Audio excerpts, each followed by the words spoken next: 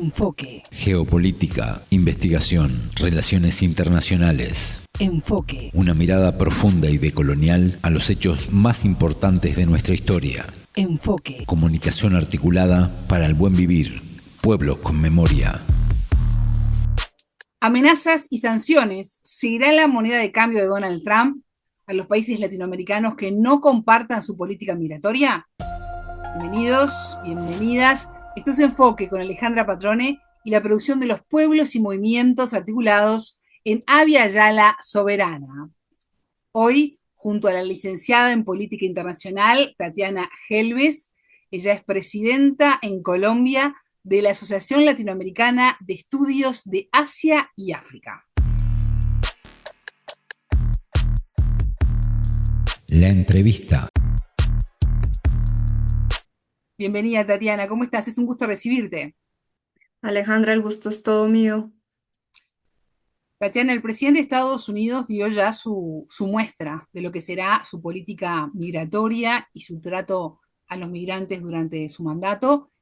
Y también la dio el presidente colombiano Gustavo Petro al oponerse a los métodos de la Casa Blanca y a estas amenazas de subir los aranceles, entre otras medidas anunciadas. ¿Qué primera lectura haces de lo que ocurrió durante el fin de semana y las horas posteriores a estos anuncios? Bueno, Alejandra, lo primero es que desde el discurso de posesión, Trump inició con una serie de afirmaciones preocupantes para América Latina en dos temas que a mí me parecen fundamentales. El primero es el tema migratorio, que ya hemos empezado a ver las consecuencias, pero también hay otros temas que tienen especial impacto en Colombia, como son el tema de Panamá, el canal y muchos otros temas que Trump trató dentro de su primera intervención como mandatario. Eh, lo que hemos visto es, primero, unas imágenes impactantes de personas esposadas en manos y pies que bajan de aviones de Brasil, llegando a Brasil, que llegan a Colombia estas imágenes y pues el presidente Gustavo Petro, al ver esto, en un acto de dignidad completa, decide frenar estas deportaciones o decir que no acepta que sus ciudadanos lleguen en tales circunstancias al país. Entonces, la primera reacción es tratar de frenar el trato denigrante, dado que los deportados brasileños también expresaban haber tenido maltratos durante el viaje y malas condiciones en los aviones. Entonces, allí hay toda una serie de atropellos que se visibilizan y dan como resultado este primer reacción del mandatario colombiano. Pero también es importante mencionar algo que como analista no podría dejar de lado, y es que los aranceles se le están volviendo no solamente un mecanismo inmediato, sino que casi como una herramienta de política comercial a los Estados Unidos, tema que es un retroceso mundial, pero que también nos muestra que en este y en otros casos seguramente va a seguir utilizando la misma herramienta. Colombia ha sido un aliado de Estados Unidos, no durante este gobierno, ¿no? Estoy pensando un poco en las políticas de Uribe, de Duque. Trump no se imaginaba que Petro iba a oponerse a esta situación, lo sorprendió, él creía que iba a hacer lo que quisiera con los países de Latinoamérica. Sí, como tú muy bien lo anuncias, es una relación de larga data, donde Colombia siempre ha sido un aliado leal de los Estados Unidos. Sin embargo, es importante resaltar que el escenario internacional ha cambiado y esos cambios en el escenario internacional también le presentan diferentes alternativas a Colombia, no solamente en su relacionamiento con Estados Unidos, sino con el mundo. La reacción de Gustavo Petro, pues es una reacción que es coherente con su línea de pensamiento y con la cual él fue elegido como presidente de Colombia. Y en ese sentido creo que hace parte como de la búsqueda de lo que él mismo enmarca dentro de su narrativa, que es la dignidad, el respeto y que Colombia tenga de alguna manera ese lugar distinto en un escenario nacional e internacional. Ahora bien, se le ha discutido mucho y no podría dejarlo de lado las formas en las cuales generó las expresiones y el momento y la forma en la que hubo una reacción. En eso coincido con otros analistas que han sido críticos, pero no se puede dejar de lado que estaba dando una respuesta como un mandatario de un país que ve un atropello a su ciudadanía, cuando también detrás de ello hay otra parte del discurso de Trump donde genera una categoría de criminales a las personas que están siendo deportadas, cuando hay niños, hay mujeres, y en los dos aviones que han llegado a Colombia, ninguna de las personas, según el gobierno nacional, tiene antecedentes. Ujú, Entonces aquí hay como una estigmatización de las personas y un trato que está por fuera de los protocolos de derechos humanos. ujú. ¿Considerás que Trump, en el caso de Colombia y la respuesta inmediata que tuvo por parte de Gustavo Petro, luego de ver lo que estaba ocurriendo en Brasil, ¿no? Y ver cómo a los migrantes se los trata como delincuentes, se los vieron con las manos atadas, con los pies atados, los derechos humanos bastante atropellados en muchos de los sentidos? ¿Trump quiso tomar como ejemplo lo que ocurría? Yo considero que en este caso y en otros países de América Latina, como por ejemplo México, Sí. se están traspasando unos límites en términos de la dignidad humana que están generando reacciones.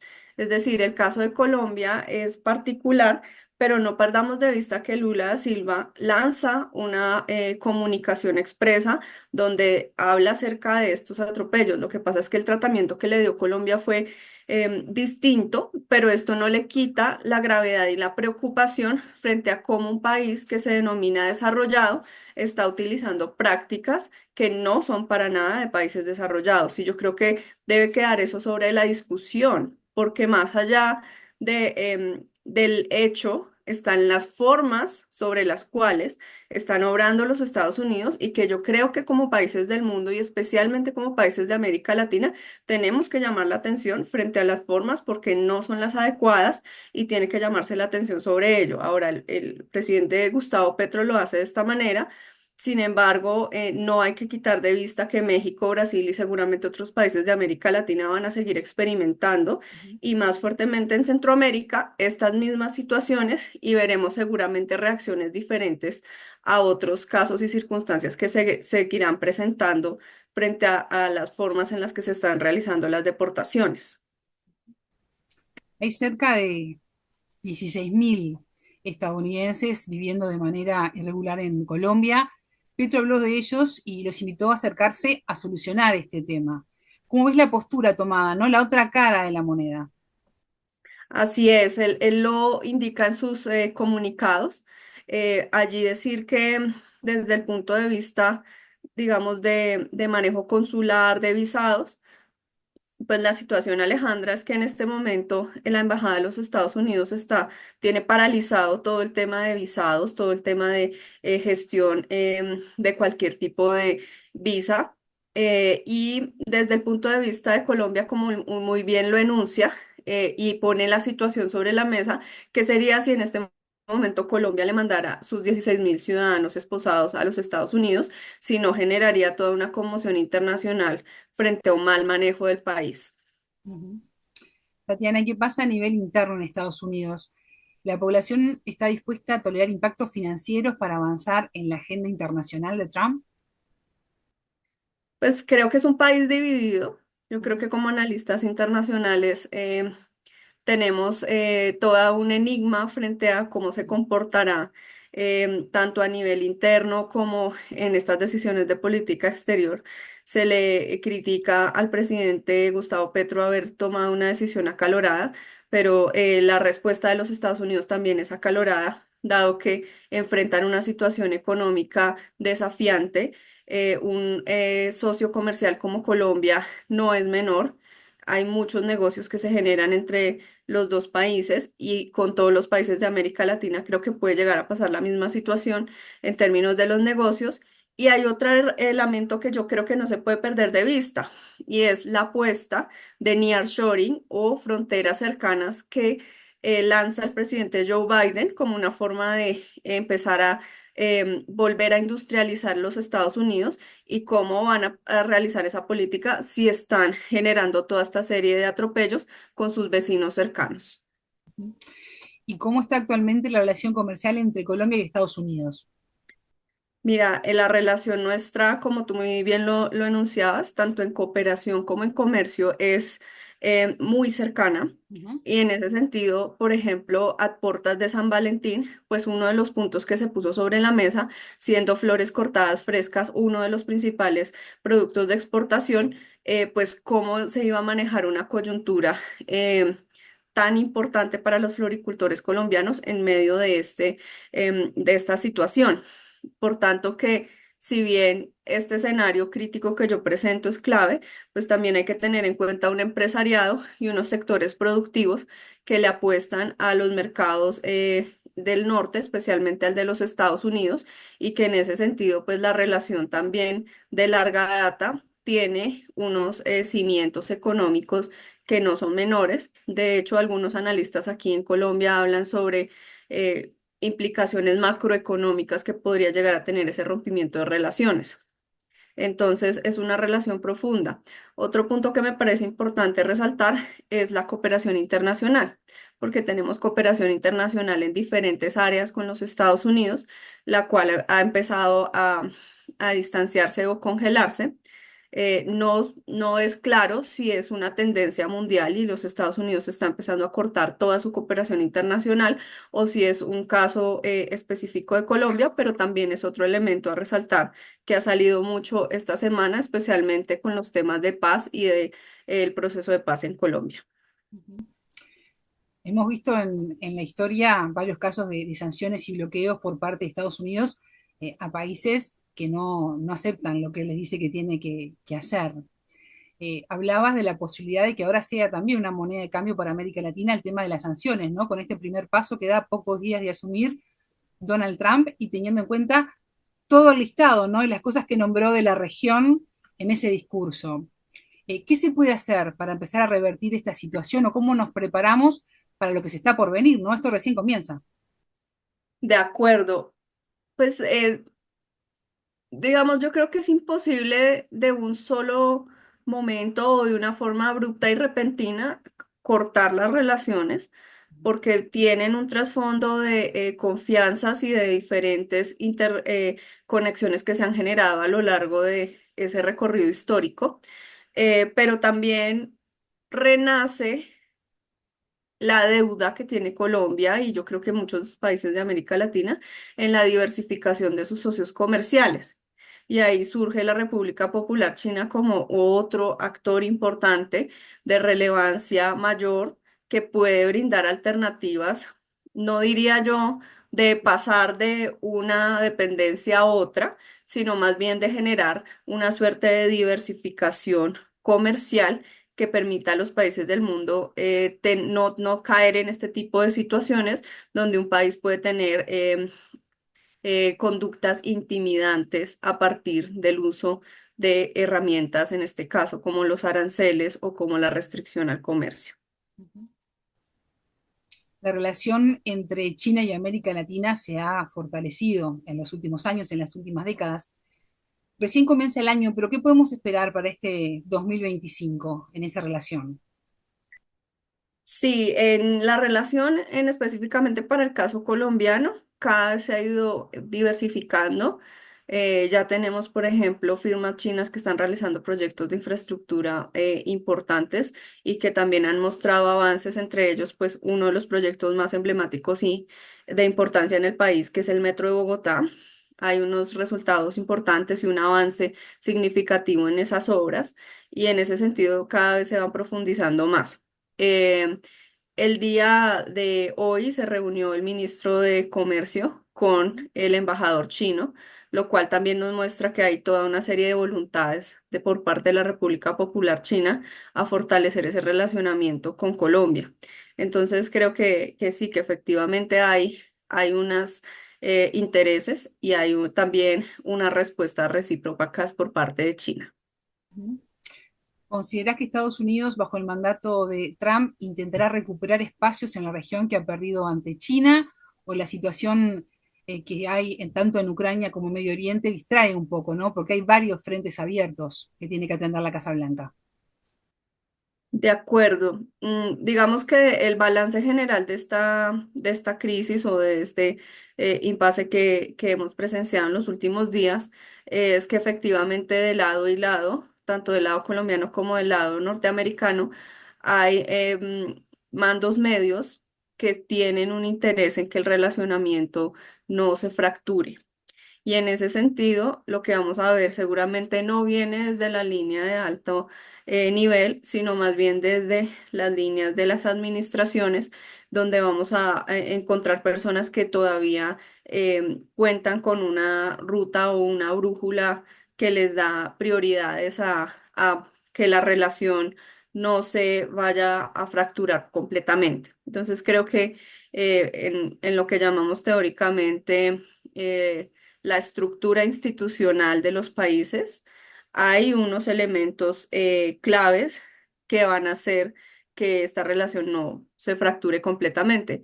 Ahora bien, la postura de los Estados Unidos desde el discurso de Trump es un poco más radical frente a lo que esperan. Realmente ellos, o por lo menos lo que se puede ver en el discurso, tiene unos elementos de radicalidad, de Estados Unidos como un gran poder, como un país que tiene la capacidad de ejercer este tipo de coacción, que es lo que se puede ver entre líneas en los tweets y en las declaraciones que dan en diferentes espacios.